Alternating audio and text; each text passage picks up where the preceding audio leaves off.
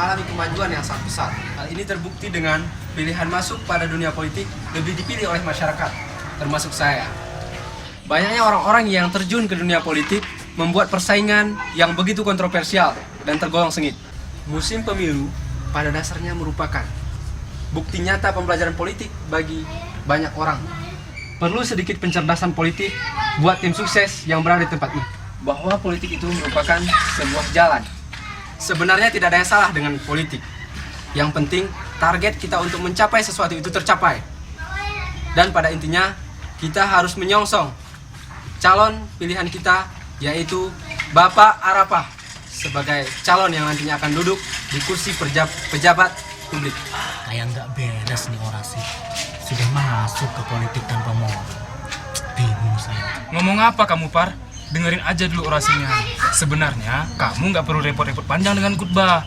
Dia kan punya strategi sendiri dalam menusuk masa depan. Kita juga nggak boleh kalah dong. Maksudmu apa ya? Ini kan sudah termasuk politik tanpa moral, Par. Sejenis apa itu, Prin? Terletak pernikahan ya? Walah, rasional dikit, bro. Sini aku kasih tahu. Politik tanpa moral itu adalah politik yang menghalalkan segala cara. Politik yang kehilangan nurani demi mencapai suatu tujuan kelompok. Jika suatu bangsa telah mengembangkan politik tanpa moral, maka tunggulah kehancuran. Itu, Pak. Wah, pinter kamu, Prin. Aku kira... Bus, duit kayak dikira-kira. Dasar matre kowe. Perhatikan sejenak. Ada beberapa hal yang ingin saya sampaikan. Saat ini posisi calon yang kita usung berada di zona yang tidak nyaman. Jumlah persentasi suara yang kita miliki masih sangat jauh dari yang kita harapkan. Jadi saya mohon dengan kerendahan hati saudara-saudara sekalian dan demi kesejahteraan kita bersama, seperti yang saya katakan sebelumnya, kita harus bersatu.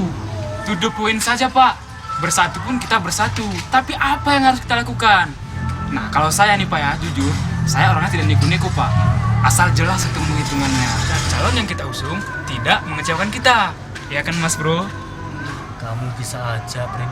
Jadi begini, kita harus mengatur strategi secara bersama. Masing-masing dari kita harus mengunjungi rumah-rumah warga. Silaturahmi maksudnya ya, Pak? Kalau itu sih memang kebiasaan saya. Malah tiap pagi. Apalagi kalau yang punya rumah itu nyediain kopi. Betul-betul saya tandain. Serius saya, Pak, nggak bohong. Bagus, itu yang saya maksud. Sekarang ngopi pun ngopi, tapi harus sekali jalan. Mari kita atur strategi secara bersama dengan menggunakan kebiasaan kita sehari-hari.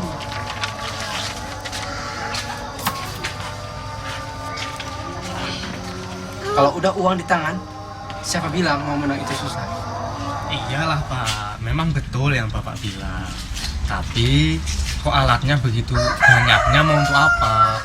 Bapak mau jadi petani kayak saya? Wah, mendingan nggak usah lah, Pak. Cari pekerjaan lain aja.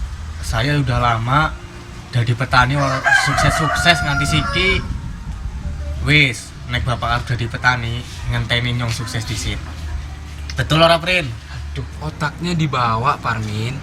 Maksudnya, jadilah tim sukses yang berkompeten di bidangnya. Sekarang, kita dengerin aja dulu arahan dari ketua tim pemenangan. Besok, baru kita laksanakan dengan setulus jiwa. Dan tentunya dengan imbalan. Sekarang, intinya kita harus bekerja sama untuk menaikkan Bapak Arapah sebagai Bapak Bupati kita.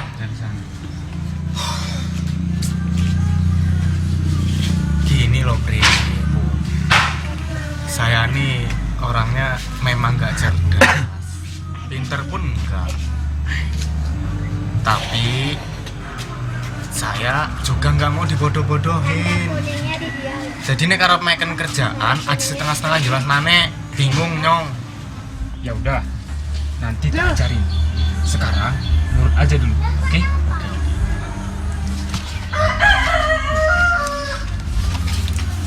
Besok, kalau mau silaturahmi ke rumah tetangga, bilang kamu punya saudara bijaksana, cerdas, dan merakyat. Dan tentunya dapat dijadikan pemimpin di tahun 2017 nanti. Dan satu lagi, Min, jangan lupa, saya telah ngasih kalender. tanya dong sama warganya. Apa saja alat-alat yang dibutuhkan untuk warga yang kita kunjungi itu. Gimana? Bisa nggak, Min? Oh, kurmaikan gitu. Oleh gampang. Beres.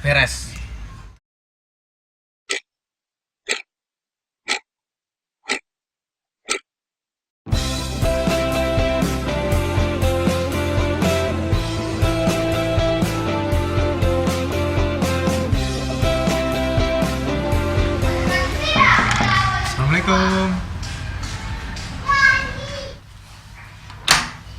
Loh, Pak Parmin rupanya. Iya nih Pak. Pak, apa kabarnya Pak? Udah lama nggak pernah ketemu lagi. Alhamdulillah baik. Bapak sehat? Alhamdulillah Pak. Sehat. Mari Pak, kita duduk dulu. Silakan. Ya Pak, silakan duduk. Mohon maaf nih Pak sebelumnya sudah ganggu waktunya Pak RT. Gini Pak, sebentar lagi kan pemilu akan datang. Nanti kita milih calon bupati Pak ya. Nah, nanti Bapak akan dikasih alat-alat bertani. Pastikan saja warga di desa Melati ini mau menerima kalender yang saya bawa ini Pak. Ini Pak, mau dilihat dulu. Jangan salah pilih Pak, nomor 9 loh Pak. Mohon maaf Pak Parmin. Ada yang mau dibicarakan lagi. Kalau tidak, Bapak boleh pulang. Sekalian bawa balik kalender Bapak. Kebetulan istri saya baru pulang dari desa sebelah untuk mengemas. Dan alhamdulillah pulangnya diberikan kalender dengan desain yang lebih berkelas. Terima kasih atas kunjungannya Pak. Kebetulan di rumah juga sedang kehabisan bubuk kopi. Wah, Pak RT tahu sekali kalau saya suka ngopi. Monggo Pak, maaf loh Pak. Kita harus bersatu untuk memilih satu calon agar memenangkan pemilu ke depannya. Ya kayak gue lah yang diwarai. Nomor sanga Pak, ajak lalen. Usahanya sudah bagus Pak. Hanya saja Bapak berbicara dengan orang yang salah. Sekali lagi terima kasih atas kunjungannya Pak. Kesuwun lah Pak, ujiannya. Yes Pak, ini pamit disitu Pak ya. Anak kerja maning.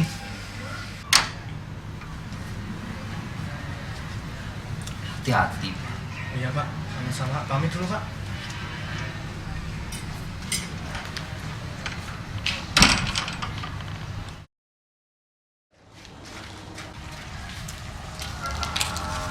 Assalamualaikum, Prin. Kamu, Min. Waalaikumsalam. Duduk. Iya, Prin. Gimana? Udah dapat berapa KTP? Wah, Pak RT-nya Prin sangat bijak. Bahkan nih, laporan perdanaku, satu kalender pun belum berkurang. Loh, yang kamu jumpain Pak RT-nya langsung, Min. Wah, punya nyali juga kamu ya. Hebat. Ngomong-ngomong, udah tanya belum? Berapa anggota keluarga yang masih pengangguran? Dan apa saja alat-alat petani yang dibutuhkan? Dan yang paling penting, baju apa saja yang digemari oleh warganya? Alah, Saprin. Nggak sempat pun dikasih kopi sayanya, Prin. Jere Pak RT-nya bubuk enteng lah, Prin maningnya. Wis lah. Kamu cuma bawa kalender saja.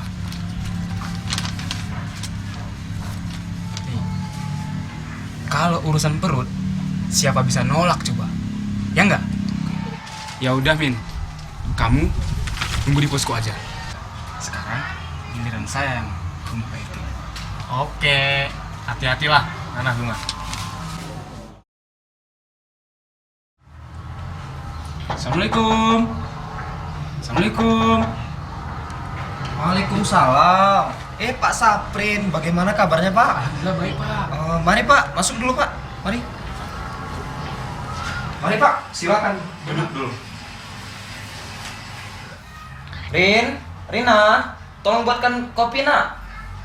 Lah, nggak usah repot-repot, Pak. Cuma sebentar kok. Jadi begini, Pak. Ngomong-ngomong, kampung aman kan, Pak? Satu lagi, Pak. Bagaimana perkembangan hasil panen desa Melati? Alhamdulillah aman Pak Saprin. Cuman hasil panen tahun ini kurang memuaskan. Banyak warga kita yang kecewa dengan hasil panennya. Astagfirullahaladzim. Musibah berarti, Pak. Nah, ini yang harus kita perbaiki, Pak, ke depannya. Dan yang paling penting, pemimpinnya yang harus cerdas, Pak. Merakyat dan bijaksana. Begitu kan, Pak ya? Kamu tim sukses juga ya, Saprin? Bukan, Pak. Saya adalah orang yang sangat merasa sedih jika warga di sini diuji perekonomiannya. Ini, Pak, ada sedikit rezeki. Mungkin uangnya nanti bisa dibelikan untuk alat bertani, Pak. Nggak banyak kok yang Bapak lakuin.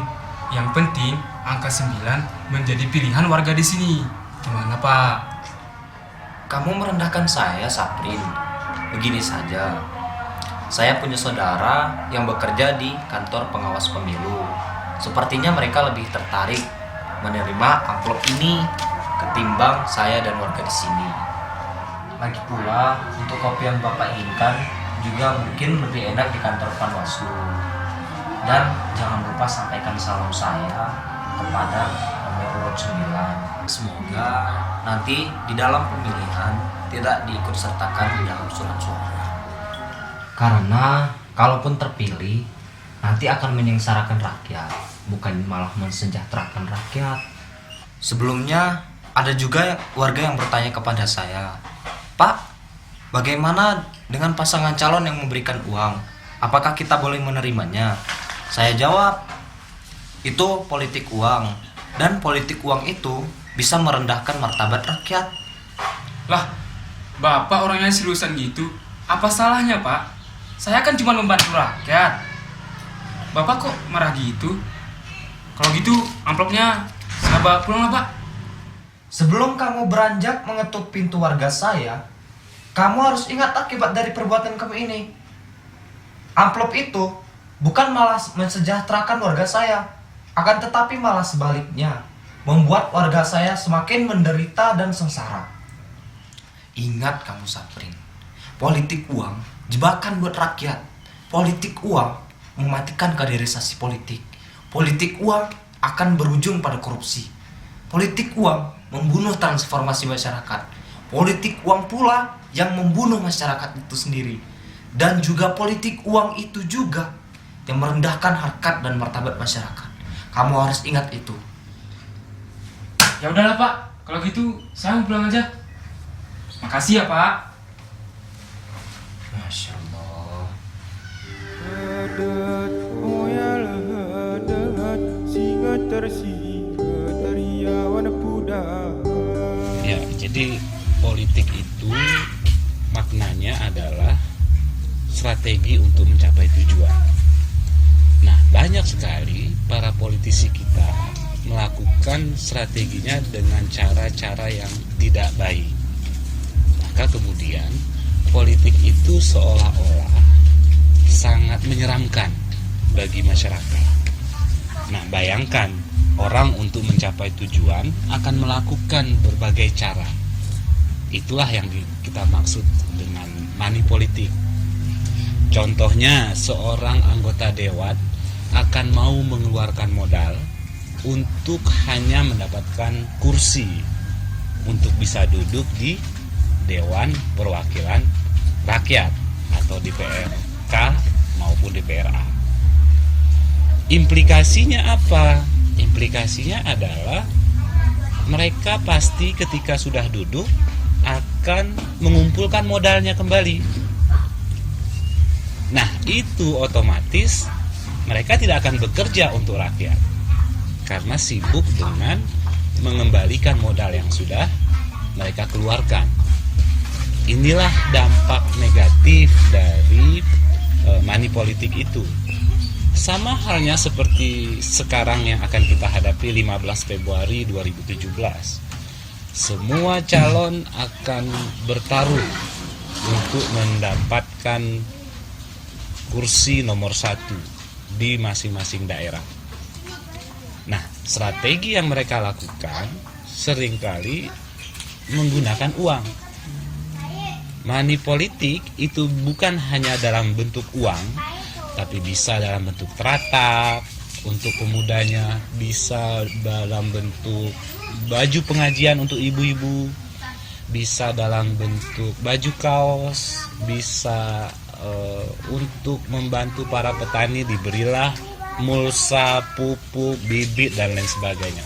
Nah, tujuan mereka apa?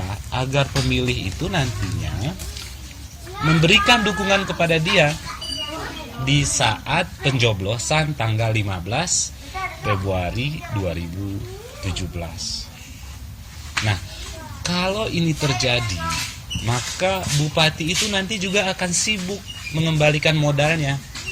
Karena dia sudah begitu banyak uang yang dia keluarkan. Inilah yang dimaksud dengan money politik. Karena tujuan dia tadi adalah bagaimana suara itu banyak dia peroleh sehingga dia bisa duduk di kursi nomor 1 di kabupaten. Nah, untuk mencapai kursi itu maka berbagai cara dia lakukan. Politik itu sebenarnya tidak kotor. Yang kotor itu adalah politisinya, orangnya. Kenapa? Karena dia ingin mencapai tujuan dengan berbagai cara dia lakukan. Nanti akan ada serangan fajar, akan ada bantuan ini, akan ada bantuan itu, dan lain sebagainya. Dengan catatan, kamu harus memilih saya. Memang ini tidak dilakukan oleh si calon tersebut, tapi dilakukan oleh tim sukses yang ada di sekeliling si calon tadi. Inilah bahayanya. Jadi money politik itu dampaknya adalah yang pertama itu pembodohan terhadap rakyat. Kemudian rakyat diberikan iming-iming, janji-janji yang tidak pasti, dan akhirnya kepercayaan rakyat terhadap calon itu tidak ada lagi. Terhadap bupati tidak ada lagi, terhadap anggota dewan tidak ada lagi, karena mereka menganggap bahwa ini semuanya adalah tipu muslihat yang dilakukan oleh para politisi, sehingga mereka sangat fobia melihat pilkada ataupun pileg. Maka stigma masyarakat mengatakan begini saat ini, sudahlah, terima saja bantuannya, tidak usah dipilih. Nah, disinilah terjadi pembodohan, terjadi kecurangan, dan lain sebagainya. Semuanya rugi, si calon rugi, masyarakat juga rugi. Padahal tujuan dari pilkada yang sangat demokratis ini adalah mencari pemimpin-pemimpin yang bersih, pemimpin-pemimpin yang jujur, pemimpin-pemimpin yang ikhlas untuk memimpin selama 5 tahun ke depan. Nah, ini kalau money politik itu terjadi, maka penderitaan yang dirasakan oleh masyarakat adalah 5 tahun ke depan. Maka ini yang harus diketahui oleh bapak-bapak, ibu-ibu, terutama yang memiliki hak suara di tanggal 15 Februari. Apa sebenarnya dampak negatif dari money politik ini? Nah, inilah yang harus disosialisasikan oleh kita semua. Jangan sampai tanggal 15 Februari nanti adalah momen yang sangat menentukan keberlangsungan daerah kita ini maju atau tidak. Tergantung kepada 15 Februari. Apakah menggunakan money politik atau bersih, jujur, dan adil? Kalau jujur dan adil, insya Allah kita akan mendapatkan pemimpin yang memang betul-betul pemimpin yang akan memajukan masyarakat selama 5 tahun ke depan. Mungkin itu penjelasan dari Bapak. Mudah-mudahan nanti bermanfaat buat para pemilih-pemilih yang nanti akan menggunakan hak pilihnya pada tanggal 15 Februari 2017. Suaramu dinanti. Salam dari Tanah Gayo. Untuk warga Aceh, Katakan tidak pada politik uang. Wahai rakan lor, japile pemimpin.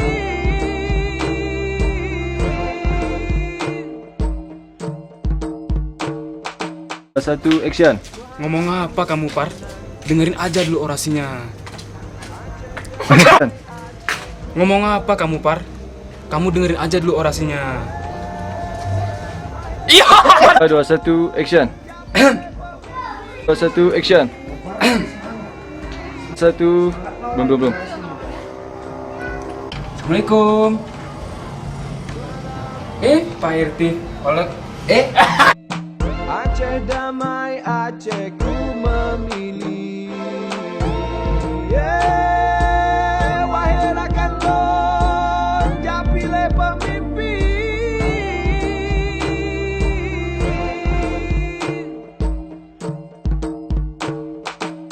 Aceh ku damai, Aceh memilih.